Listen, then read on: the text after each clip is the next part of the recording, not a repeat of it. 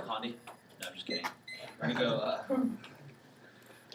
the procedural is just a kick, and then the advantage 1-2,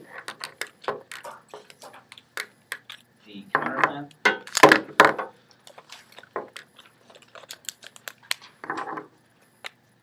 and then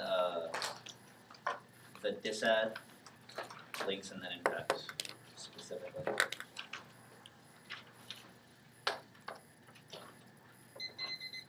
Everybody ready? Extend all of the defense and the procedurals. Really, if there was ever a chance we were going for Condi good, it was just a little experiment. Anyway, in case.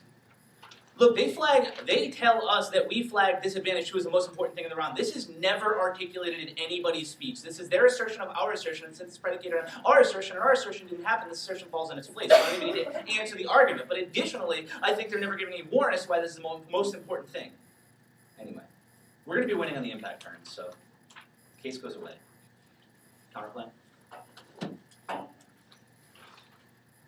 Oh, extend their arguments, right? Like, we're winning in the impact turns. This doesn't matter. Decide.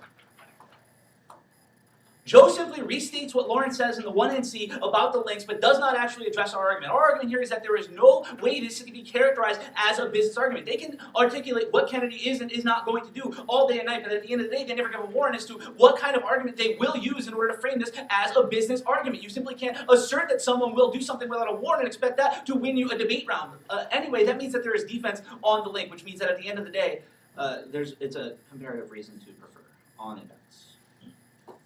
Oops, he doesn't handle our arguments correctly about technology. We specifically address the erosion argument. Let's go line by line. We tell you that all of these impacts don't matter in a world where Monsanto is actually decreasing pollution and changing the genetic structure of their chemicals that have been so harmful. Look, the obvious implication here is that there is a mindset shift coming out of Monsanto right now. They are a different company than your uniqueness story. This means that the Monsanto that we are defending and the Monsanto that you are denouncing are two different things, and we are winning a more contemporary version of Monsanto. That means that all of your articulation about what Monsanto will or will not do that will, of course, lead to our inevitable destruction fall on their face in the face of this argument. But additionally, on the GMO good dump, we tell you that it is key to the developing nations and it is key to humanizing them. They say that Monsanto uses these terminator seeds and that kills developing nation. Now, I happen to know what terminator seeds are, so that's pretty good. But further, they never give you a warrant as to what they are, so you can never play with those warrants on the nuanced level of these two arguments. Our argument here is that the food aid is only possible in a world where Monsanto uses whatever methods they use to ensure that the prices are low. Look, in the status quo, prices of food are going up. In a world where you take out one of the largest producers of these cost-effective genetically modified organisms, is a world where the price of food aid spikes up. We are getting a guaranteed internal link.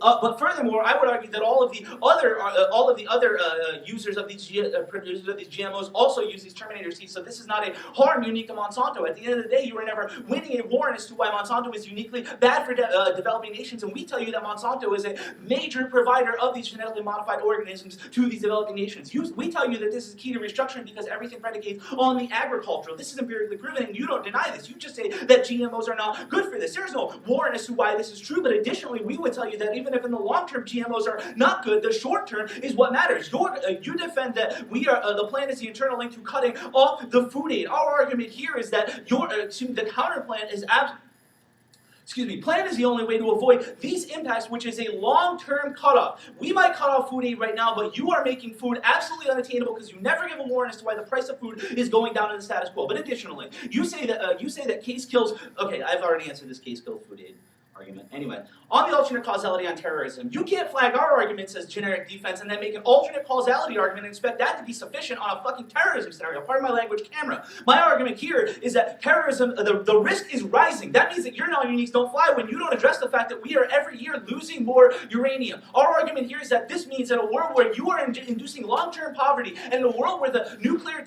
matter that's out there is rising every day is a world where the nuclear terrorism scenario that we isolate is real. Our argument is you only need a baseball size of highly enriched uranium to level New York City. This is a high magnitude, high probability scenario. You say that the environment. Look, we tell you that tech checks these. Was that? No, that was before. Sorry. Oh, sorry. I was scared a little bit. We tell you that technology checks and they're developing things to fight erosion. You say that environmental statements preempt. There is no warrant as to why this is true. We tell you that new Monsanto is solving the problems that you are isolating is uniquely harmful to the biodiversity. That means we are an internal link takeout that you never addressed. But additionally, you say, we tell you that this biodiversity argument is empirically denied. Look, we've been using these chemicals and shit for years. It has never realized their impact scenario. They can see the uniqueness. It gives us uniqueness to our impact scenario. We tell you that they say that food aid is a bigger internal link in the dead zones. You're conceding the argument that we have the ability to stop plagues. That means, in a world of the counterplan, you collapse long-term food aid because you don't have affordable GMOs.